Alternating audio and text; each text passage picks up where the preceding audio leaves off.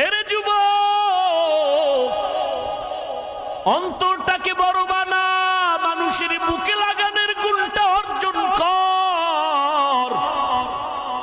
লাথি মারার গুণ তো মদিনার গুণ না, গালি দেওয়ার গুণ তো মদিনার নবীর গুণ না, গালি না দেওয়া মদিনার গুণ।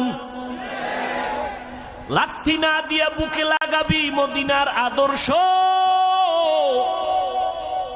যদি বান্দার দিলটা নরম থাকে, আলহামদুলিল্লাহ, গরম থাকলে বেশি বেশি রোজা রাখো, মদিনার নবীর উপরে দরুদ পড়ো, দিল ঠান্ডা হয়ে যাবে।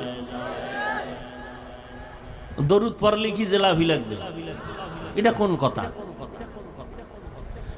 হাঁটতে চলতে উঠতে বসতে সব সময় নবীর দরুদ পড়ো। দরুদ কম হবে না বেশি? দরুদ পড়লে কি দাঁড়াইতে হইব? তাহলে ঘুমাবাও দাঁড়াইয়া। কেউ যদি বিছানায় শুয়া শুয়া দরুদ পড়ে সওয়াব হবে না গুনাহ? যত পারো দরুদ পড়ো। এরপরেও মা বাবা সন্তানের মাঝে ঘরের ভিতরে তর্ক হয়নি। এই যুবকেরা সোজা হ, দিল সোজা কর, তোর মাথা সোজা করতে কই নেই। ঘরের ভিতরে সন্তান মা বাবার ভেতরে, ঘরের ভেতরে বসে তর্ক হয়নি।